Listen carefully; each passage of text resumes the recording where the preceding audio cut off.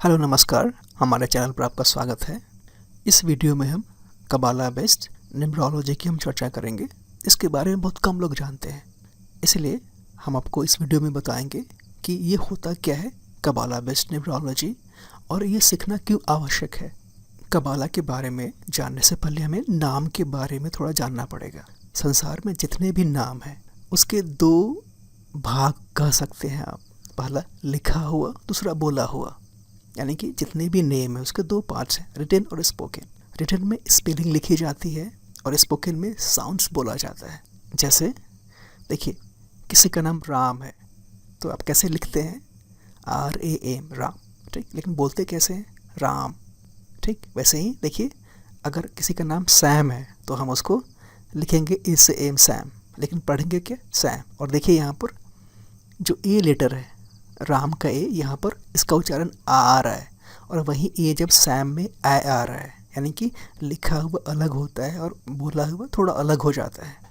अधिकांश न्यूमरोलॉजिस्ट जो हैं वे केवल स्पेलिंग पर ध्यान देते हैं, अर्थात जब भी वो नाम के शुद्धिकरण करते हैं या नाम किसी को देते हैं तो केवल स्पेलिंग के पार्ट पर ध्यान देते हैं।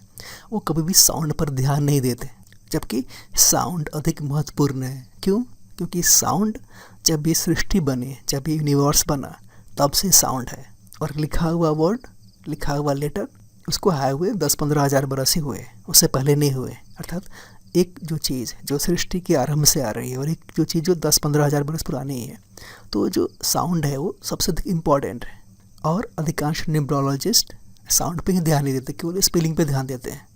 बस स्पेलिंग लिया और उसको जोड़ दिया और जो भी अंक आया बता देते हैं।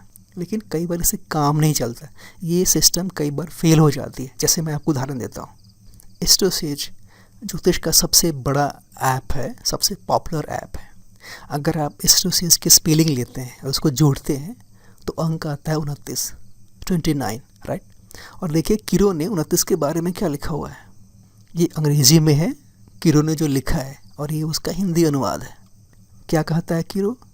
यह भविष्य की घटनाओं के संकेत के लिए एक भाग्यशाली संख्या नहीं है।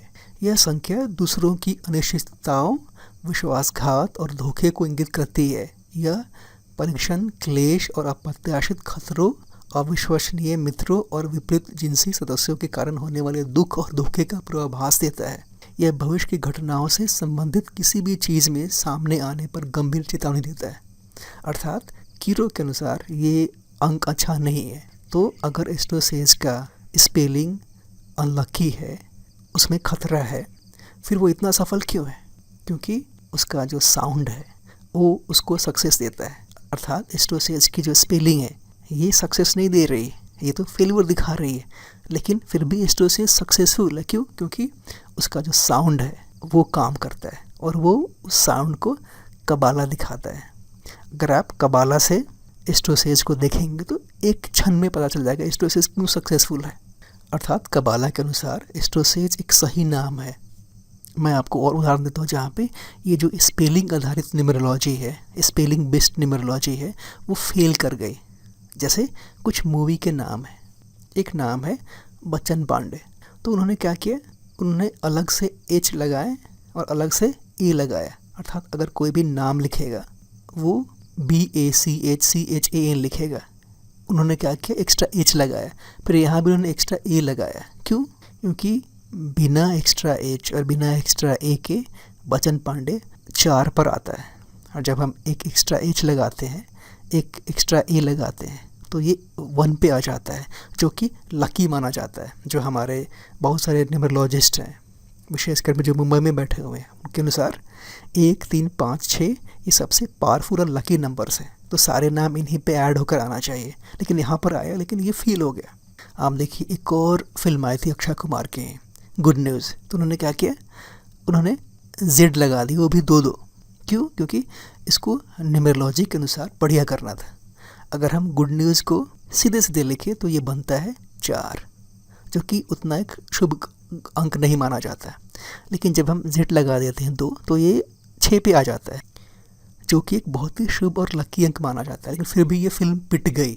अगर स्पेलिंग बेस्ड न्यूमरोलॉजी इतनी ही सक्सेसफुल होती तो ये फिल्म पिटती नहीं, क्योंकि ये 6 पे आ रहा है जो लकी माना जाता है। एक और मूवी देखिए लक्ष्मी बॉम्ब, यहाँ भी उन्होंने क्या किया, अलग से एम लगा दिया। क्यों? क्योंकि अगर लक्ष्मी बॉम्ब को सामान्य रूप से लिखेंगे तो ये 29 पे आता है, जो कि 2 बनता है, उतना सक्सेसफुल नहीं है। याद करिए स्टोसेस के केस में भी वो 29 पे आ रहा है, तो इसके अनुसार वो सक्सेसफुल नहीं है, जबकि सक्सेसफुल है स्टोसेस। और उन्होंने क्या किया, लक्ष्मी बम में एक्स्ट्रा एम लगाया, जिसके कारण लक्ष्मी बम 6 पर आ गया, जो कि अगेन बहुत पावरफुल माना जाता है, बहुत लकी माना जाता है। फिर भी ये पिट गए, यानी कि ये सारे मूवीज़ जो अच्छे और पावरफुल अंकों पर आ रहे हैं स्पेलिंग बेस्ड सिस्टम के अनुसार, फिर भी वो पिट रहे हैं। क्यों? क्योंकि वो आधा काम ही कर रहे हैं, क्योंकि प्रत्येक नाम की स्पेलिंग पे काम हो रहा है, लेकिन उसके उच्चारण पे काम नहीं हो रहा है, क्योंकि आती नहीं है। लोगों को कबाला बहुत कम आती है, इसीलिए वो कर नहीं पाते। जितने भी न्यूमरोलॉजिस्ट हैं, सबको कबाला सीखनी पड़ेगी। केवल आधी अधूरी जानकारी से आप न्यूमरोलॉजिस्ट नहीं बन सकते। केवल अगर आपको स्पेलिंग पे काम करना है, तब भी आप एक इनकम्प्लीट न्यूमरोलॉजिस्ट हैं। मैं जितने भी न्यूमरोलॉजी सीखने वाले लोग हैं उनसे मैं कहना चाहता हूँ, आप केवल आधे पे काम कर रहे हैं। स्पेलिंग आपके नाम का आधा पार्ट है, उच्चारण इसका दूसरा अलग पार्ट है। आप केवल स्पेलिंग पे काम कर रहे हैं, उच्चारण पे काम नहीं कर रहे हैं। आपको सीखना चाहिए उच्चारण पे कैसे काम किया जाता है, और उसके लिए कबाला बेस्ड न्यूमरोलॉजी है। अगर आपको न्यूमरोलॉजी में आगे जाना है, आपको कबाला सीखना ही पड़ेगा। जिस दिन आपने कबाला सीख लिया, आपका कॉन्फिडेंस, आपका सक्सेस पहले से अधिक अच्छा हो जाएगा। अगर आप कबाला बेस्ड न्यूमरोलॉजी सीखना चाहते हैं तो आप इस नंबर पर व्हाट्सअप कर सकते हैं 9643526079।